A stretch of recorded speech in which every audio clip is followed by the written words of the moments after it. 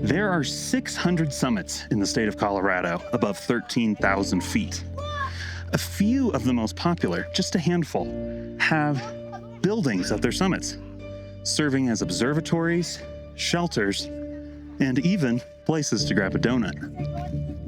Mount Blue Sky, featured on Colorado's state quarter, draws 200,000 visitors annually. Pikes Peak, known as America's Mountain, sees over 600,000 visitors a year. And then there's Notch Mountain, which gets about 7,000 visitors a year. Join me as we explore the story behind Notch Mountain and ask the question, how can an icon of the American West of the likes of Yellowstone get forgotten by culture as a whole? The mountains can feel timeless, like unchanging monoliths. But in reality, they are among the most dynamic environments on Earth. Snow, wind, and rain batter their slopes. Year after year, the rock chips, shifts, and erodes away. That is what makes the sheer northeastern face of Mount of the Holy Cross so incredible. A 1,500-foot high, 700-foot wide natural cross carved into the side of the mountain. No one knows how long it's been there, or how much longer it will last. In fact, until about a century and a half ago, the world at large didn't even know it existed. Rumors swirled in the Western Territories, but it's easy to understand the skepticism people felt when trappers, miners, and indigenous Americans told stories of a cross more than 1,000 feet high hidden deep in the mountains. I'm not sure which sounds crazier, a large humanoid creature with big feet or a 1,500-foot-tall cross carved into the side of a peak. Either way, they're the kind of thing you have to see to believe. And that is where this man comes in. William Henry Jackson, explorer, world traveler, and the first photographer to capture the fabled cross and introduce it to the world. Jackson was the official photographer for the Hayden survey, a federally funded scientific expedition launched in 1871 to document the wonders of the American West. Their focus, another legend of the frontier, a mysterious volcanic landscape known as Yellowstone. Led by geologist Ferdinand Vanderveer Hayden, the expedition aimed to gather enough scientific, visual, and written evidence to convince Congress to preserve the area as, quote, a pleasuring ground for the benefit and enjoyment of the people. Nathaniel P. Langford. It wasn't enough to send geologists and botanists to convince Congress or the public that something as un-American as setting aside land purely for preservation and enjoyment could be worthwhile. They needed more than the science. They needed art, images that could stir emotion and make legends feel real. So among the scientists were photographer William Henry Jackson and the legendary painter Thomas Moran. And among the geysers and canyons of Yellowstone captured by the Hayden survey, there was one image taken hundreds of miles to the south that would spark a nationwide pilgrimage. Just 3 years before Colorado became the Centennial State, William Henry Jackson climbed high into the Sawatch Mountains.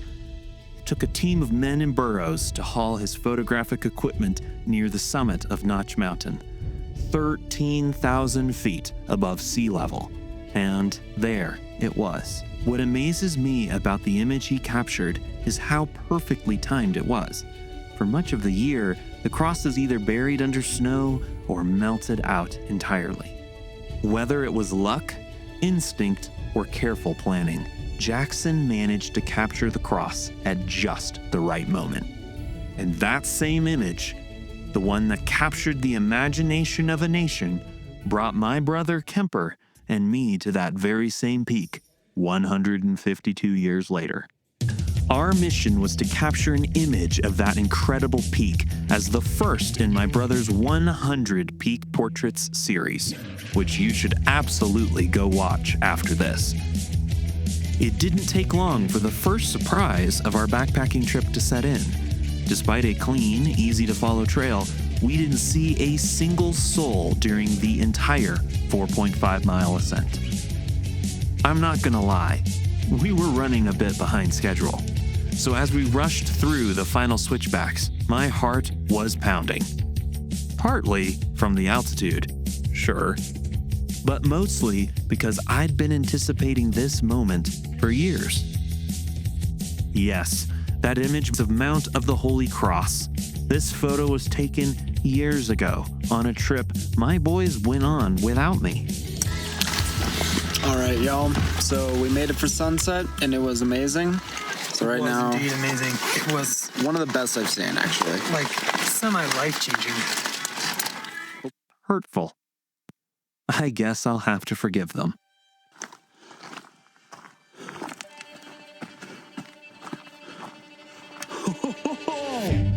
Look at that!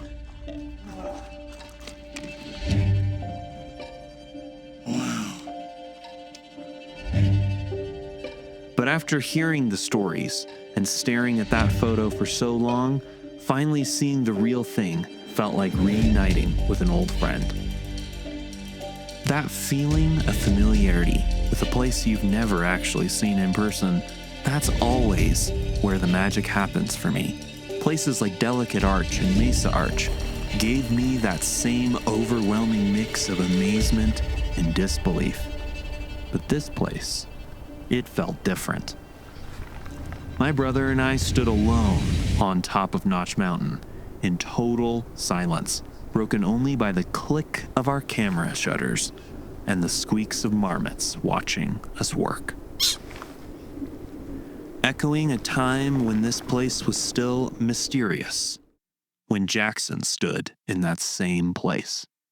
It's that kind of remote, sacred silence mixed with a world-class view that creates a moment you'll never forget.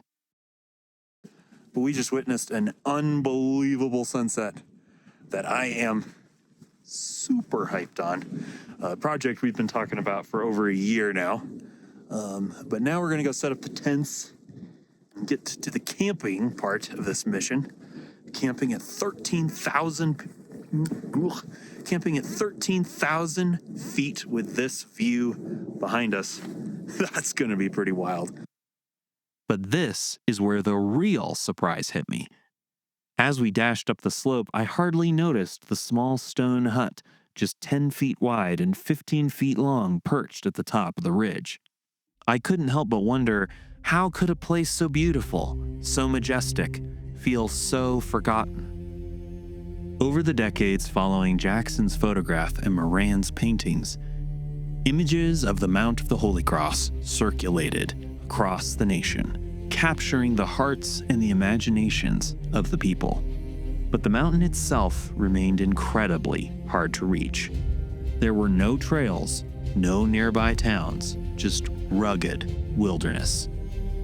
This isolation kept most people, church groups included, from making the journey to see the cross in person. That all changed in 1912 when Episcopal Bishop Benjamin Brewster made the first recorded pilgrimage to the top of Notch Mountain. 15 years later, in 1927, regular pilgrimages to the remote peak began. Things really picked up steam in 1928 when Denver Post owner Frederick Bonfils started promoting the pilgrimages in his paper. By 1929, the movement had reached the highest levels of government. President Herbert Hoover designated the area around Mount of the Holy Cross as a national monument. Under the next administration, Franklin Delano Roosevelt's New Deal brought development to the monument. Trails, campgrounds, and shelters were constructed to support the growing number of pilgrims. Visitor numbers swelled from 600 in 1932 to 800 in 1933, And with that momentum, the decision was made to construct a shelter to offer safety and comfort to those making the journey. But building at 13,000 feet wasn't easy. The high-altitude project took 2 full years to complete. When it was finally finished, it became one of the most remote structures in Colorado, built with 18-inch stone walls to withstand year-round alpine weather. The structure, called the Tigiwon Community House, served as a base for pilgrims to view the cross and explore the newly developed trails in the area. In 1934, with the new trail and shelter in place, 3,000 people visited the peak. It looked like Mount of the Holy Cross National Monument might even be upgraded to national park status. But then, interest began to decline. By 1935, the number of pilgrims dropped. Just 3 years later, in 1938, the final official pilgrimage was held. 12 years after that, in 1950, the superintendent of Rocky Mountain National Park, who oversaw the monument, recommended its status be revoked. 12 years after that, visitor numbers had dropped to fewer than 50 per year across the entire monument. That same year, the area was transferred to the Forest Service, and in 1980, it was redesignated as a National Wilderness Area. Between 1873 and 1980, this stunning, almost mythical place went from fable to national legend to remote obscurity.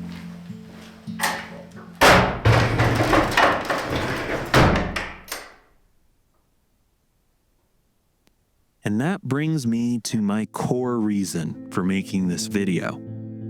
How does something like this happen? How can a place that once symbolized the American frontier, an icon of the West, become just a vague footnote that most locals have never visited, some even heard of? There's a paradox at the heart of our parks and public lands.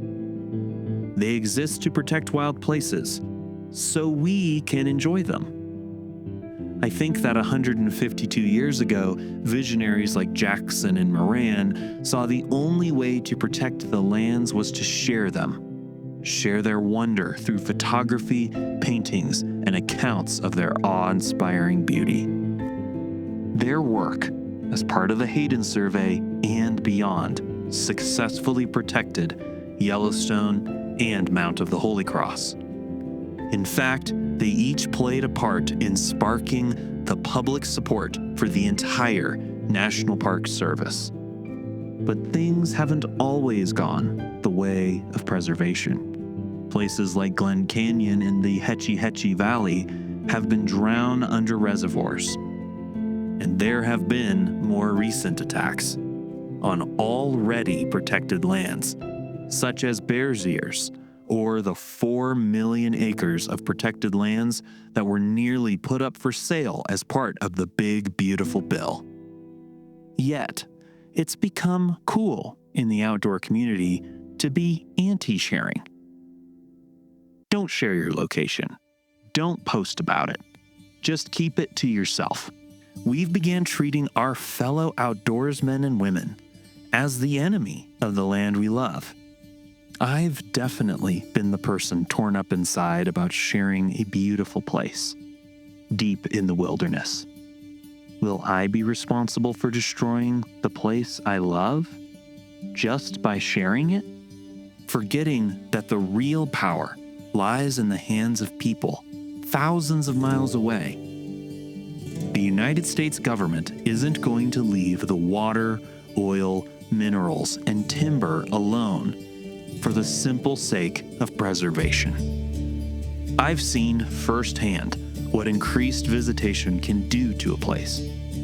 But we do have systems for managing these things, and with more people comes more resources to implement them. So, I've decided to follow Jackson's example, to start to share these amazing places hopefully framing them in a way that demands safety, responsibility, and above all, respect for our natural spaces.